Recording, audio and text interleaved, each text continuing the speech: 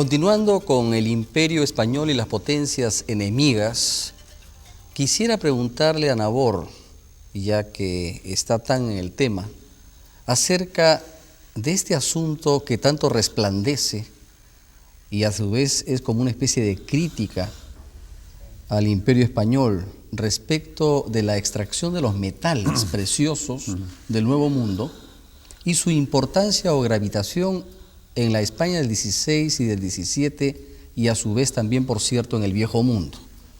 ¿Qué nos puede decir sobre ello? Bueno, es un tema bien interesante y con algunas facetas como muy despistantes, ¿no?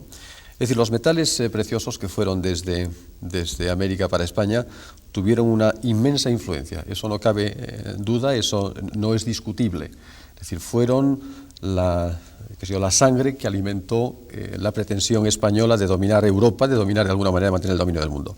Pero puesto en la circunstancia real, ¿cuánto fue ese oro, cuánto fue esa plata? Se lleva uno, repito, alguna sorpresa.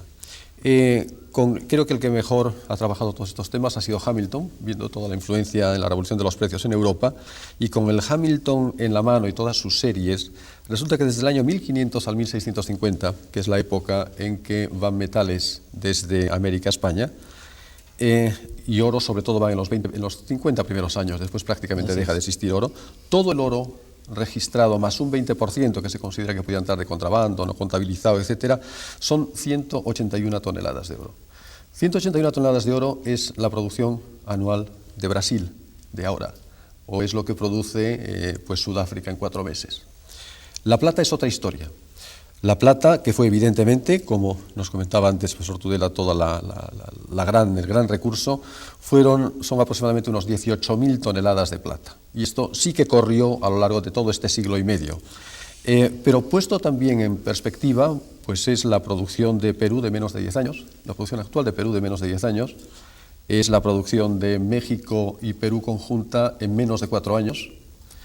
Es decir, sin embargo, si me permites, para la población del 16, porque hay que tener en cuenta la demografía, estas comparaciones tuyas siglo XX, siglo XVI, requieren una precisión sobre los habitantes y la capacidad de consumo de esos metales en 4 siglos de diferencia.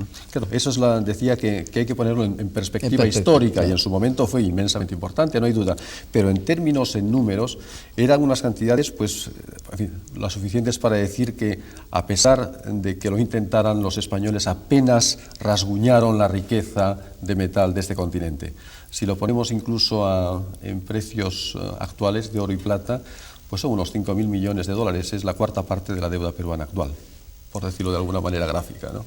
En cuanto a demografía, para poder comparar con lo que estás diciendo, si mal no recuerdo, y quisiera que me lo precisaran, en el 18, a mediados, creo que todo el Imperio Español no pasaba de 30 millones de habitantes, de los cuales, si mal no recuerdo, 16 o 17 millones eran las posesiones en América de España. Y España era minoritaria ya en el 18 respecto a sus colonias. Creo que estaba en unos 12 o 14 millones de habitantes.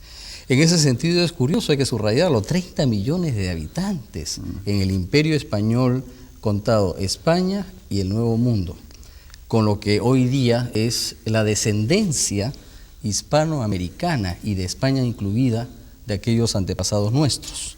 En ese sentido quiero nomás destacar que la cantidad, como ya tú has aclarado muy bien, de metales preciosos para 14 o 18 millones que serían el 16, era pues una cantidad abundantísima de metales preciosos en esa época. Si hubiera quedado en España, evidentemente. Sí. Pero ¿Qué ocurrió?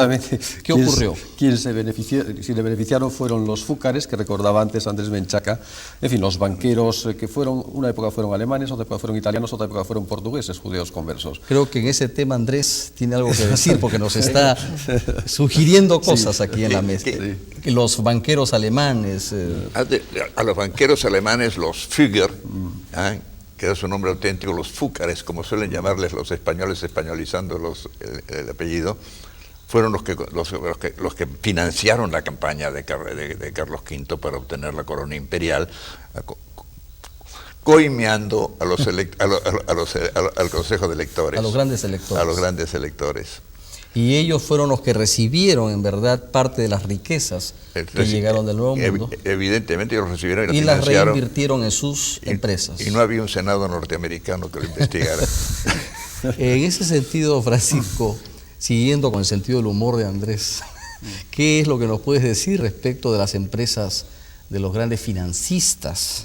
Bueno, habían varios financistas contemporáneos de Carlos V, los Fugger no eran los únicos en financiar esto, pero lo que es interesante es que ya para el reino de Felipe II, todos estos grandes banqueros habían quebrado estrepitosamente. Estamos hablando de finales del siglo XVI, ya habían Así quebrado. es, ya entrando a finales del XVI y principios del XVII, todos estos comerciantes, banqueros europeos que habían prestado no solo a la monarquía española, sino a la monarquía francesa, etcétera, habían quebrado porque las monarquías no pudieron pagar sus obligaciones respecto a ellos.